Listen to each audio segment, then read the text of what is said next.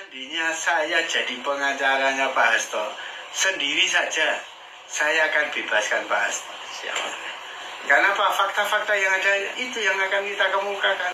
Awal kan saya sudah bicara bahwa hukum itu tidak bisa dicampurkan dengan politik. Dan itu begitu juga politik itu benarnya tidak bisa dicampurkan dengan hukum. Itu tapi harusnya idealnya itu adalah hukum mengatur politik, ya, bukan kebalikan politik mengatur hukum. Itu yang harus kita pegang sebagai salah seorang akademisi. Saya selalu menekankan kepada para mahasiswa saya bahwa hukum itu yang mengatur politik, bukan politik mengatur hukum. Tapi selama ini di Indonesia ini ya, politik itu mengatur hukum. Jadi kadang kami memberikan penjelasan kepada mahasiswa itu, kadang kami kesulitan ketika ada mahasiswa yang kritis, dia hanya melihat kejadian fenomena yang sedang terjadi, itu kadang kita jelaskan agak sulit. Tapi idealnya itu adalah hukum yang ngatur politik, karena hukum itu sebagai panglima.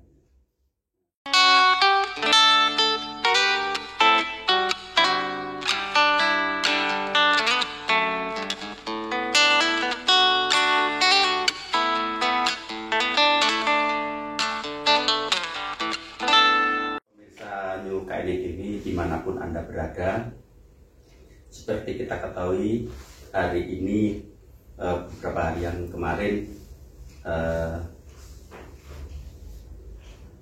Mas Hasto, Sekjen PDIP itu mendapat amnesti dari Prabowo Subianto terhadap kasusnya. Jadi ini perlu kita sambut kegembiraan karena apa? Kasus dari Bang Hasto Kristianto ini nuansa politiknya sangat kental, kemudian jadi Bapak Prabowo menaruh perhatian yang sangat serius terhadap itu, hingga hari ini Bang Hasto Kristianto mendapatkan amnesti dari Prabowo Subianto bersama dengan 1.116 orang yang saat ini sudah disetujui DPR. Tinggal nanti surat keputusan dari Pak Prabowo Subianto keluar untuk memberikan amnesti kepada Bang Hasto Kristianto ini. Terhadap peristiwa ini saya sekedar ngobrol dengan Dr. Iwan Setiawan yang saat ini juga sebagai pengacara, juga sebagai apa ini Bang? Jaga yang dipakai. Ya, saya hobinya touring. Di persiapan mau touring ke Bandung. Touring. Jadi sama Bang Iwan ini terhadap peristiwa kasus yang menimpa dengan Bang Hasto Kristianto ini, jauh-jauh hari saya pernah podcast dengan Bang Iwan Setiawan ini bahwa nantinya Bang Hasto ini akan bebas, dan hari ini terbukti dari Pak Prabowo memberikan amnestinya. Mungkin komentarnya apa Bang terhadap peristiwa ini dari sisi hukum, kemudian dari sisi politisnya seperti apa nantinya, begitu Bang? Ya, terima kasih.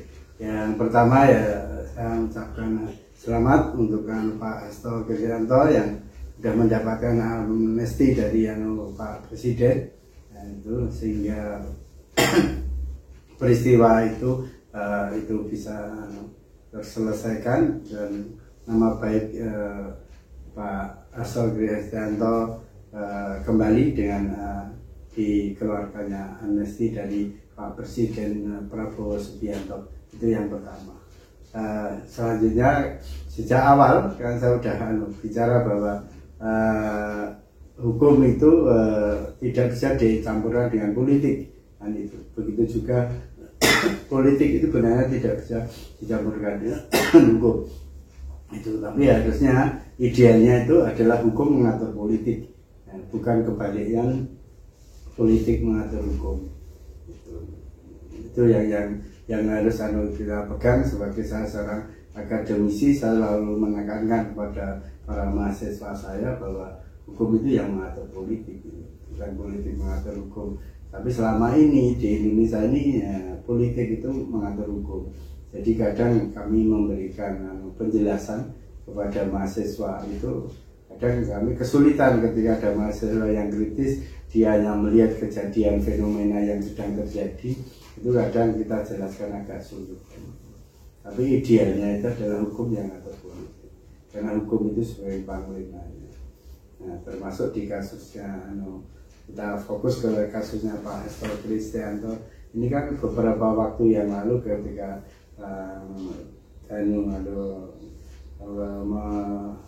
mewawancari saya dan podcast itu, saya sudah sampai saya ngomong kan, seandainya saya pengacaranya Pak Hasto mesti akan saya bebaskan.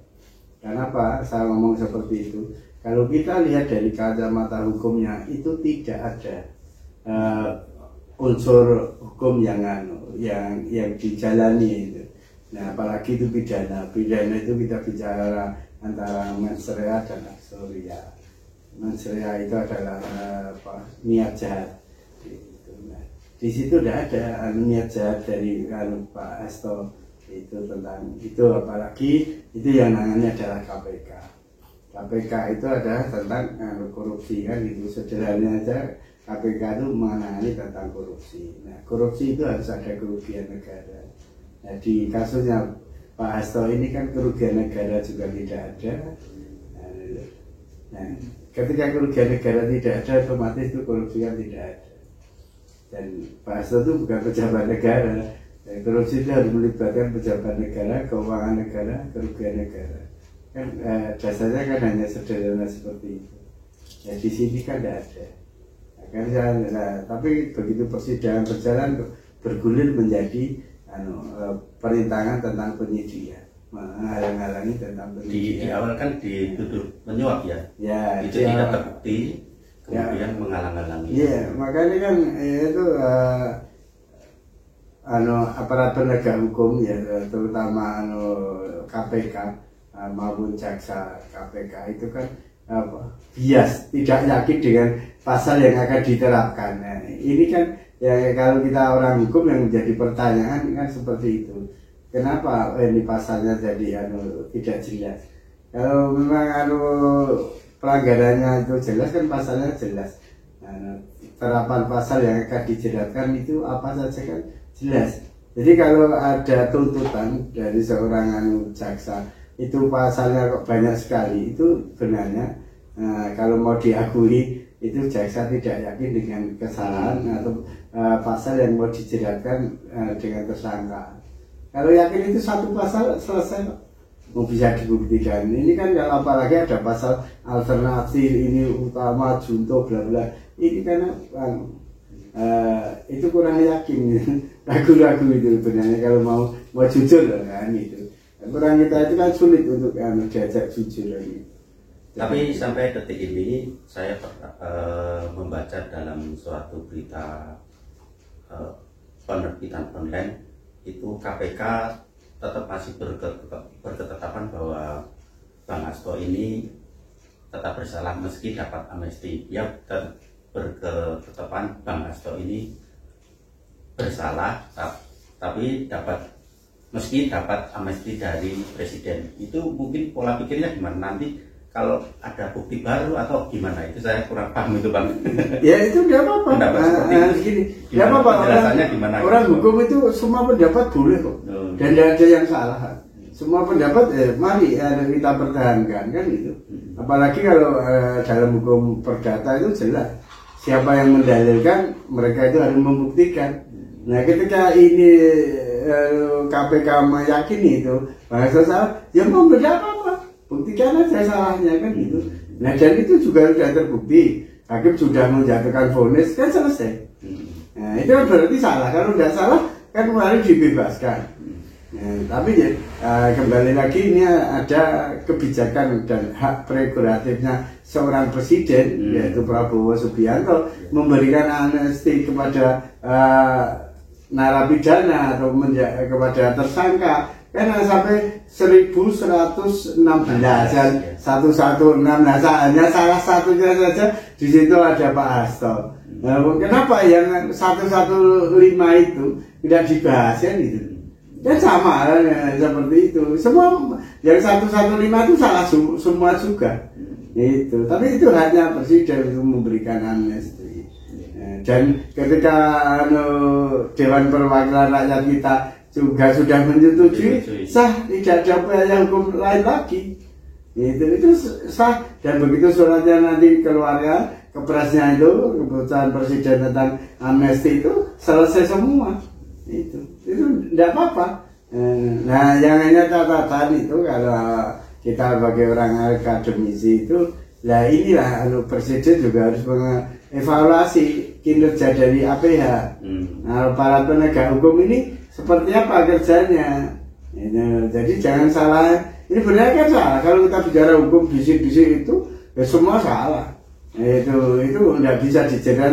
Tapi yang itu dipaksakan. Dan pasal ini korupsi negara, setelah itu penyuapan, setelah itu penghalang-halangan, ini kan jelas hanya dipaksakan. Kalau semua boleh jujur, ini kan by order kan itu. Itu saja sebenarnya. Itu apa ini duduk kemas sana sini akhirnya seperti itu. Nah, presiden dengan ya entah siapa yang membisik atau apa, akhirnya presiden menangkap itu dan juga secara politis ini kan pertimbangan untuk menjaga kestabilan nasional kan gitu. Jadi presiden berani mengajukan amnesti buat Bapak Hasto Kristianto. Sebenarnya kan hanya di situ. Tidak ada yang perlu diperdebatkan lagi kalau kita bicara untuk kerukunan keutuhan bangsa ini. Kemudian ini Bang, masyarakat bukan masyarakat awam ya, bukan istilahnya banyak pakar hukum, banyak pakar tentang di bidang hukum ini. Kasus Bang Hasto ini kental sekali dia kalau dimanfaatkan oleh penguasa, dipakai alat politik oleh penguasa. Mungkin tanggapan dari Bang Iwan kan? Itu kan sudah dari dulu bahwa hukum ini adalah ibaratnya adalah panglima. Boleh digambarkan lagi bahwa hukum ini adalah sebuah pedang yang tajam sekali kan gitu. Nah, pedang yang tajam ini kalau di tangan orang baik, pedang ini akan menghasilkan sesuatu yang baik. Tapi ketika pedang ini di tangannya orang jahat atau penjahat, ini akan bisa membunuh orang. Yang sederhana saya selalu mengilustrasikan hukum itu sebagai sebilah pisau tajam. Kan itu. Pisau tajam itu kalau dipegang oleh seorang chief juru masak yang handal, dia akan menghasilkan rajangan, ramuan, masakan yang luar biasa lezatnya kan. Tapi kalau pisau tajam tadi di tangannya penjahat itu bisa menghilangkan beberapa nyawa. Nah, seperti itu. Hukum seperti itu. Nah, ketika hukum ini di tangan penguasa yang lalin, ya rakyat ini akan menjadi korban kan gitu. Itu saja. Jadi orang tidak salah ya langsung aja dikenai pasal salah masuk ini selesai lah.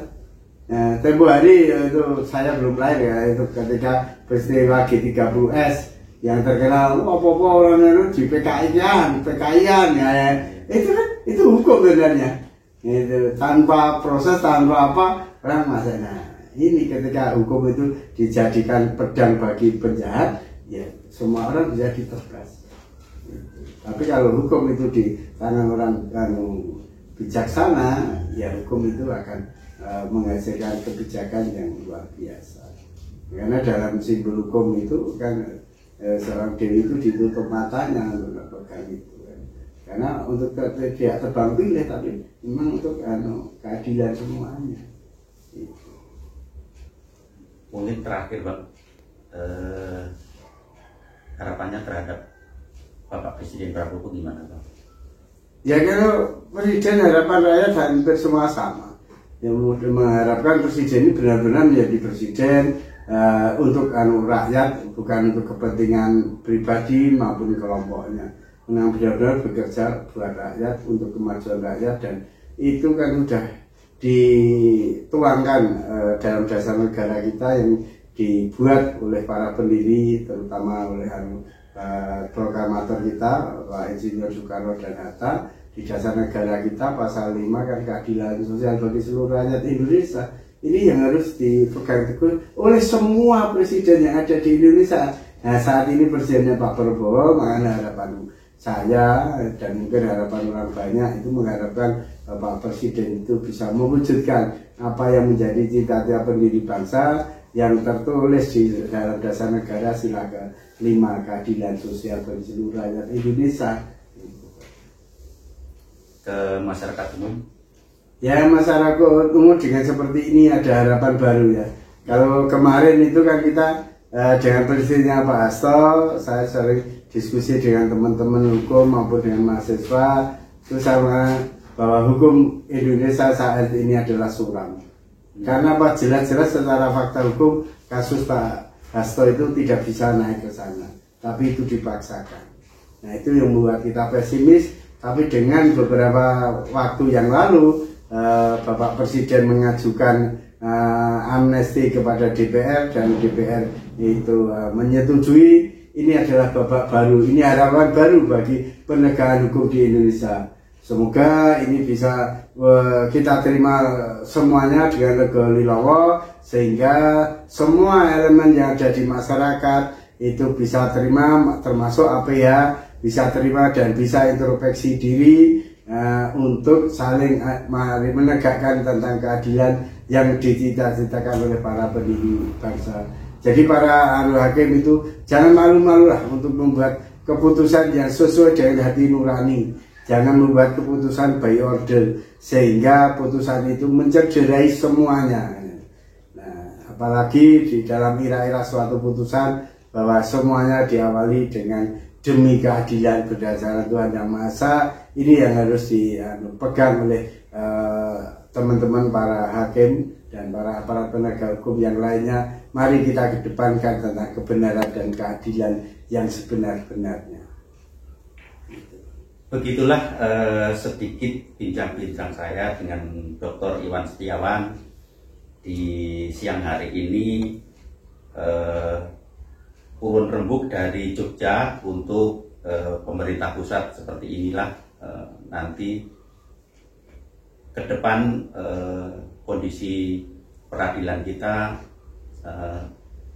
seperti tadi dibilang oleh Bang Iwan, jangan sampai ada by order di hakim memutuskan perkara itu benar-benar sesuai hati nurani, sesuai dengan fakta-fakta yang ada. Itu sampai ketemu lagi di lain peristiwa. Jayalah selalu Indonesia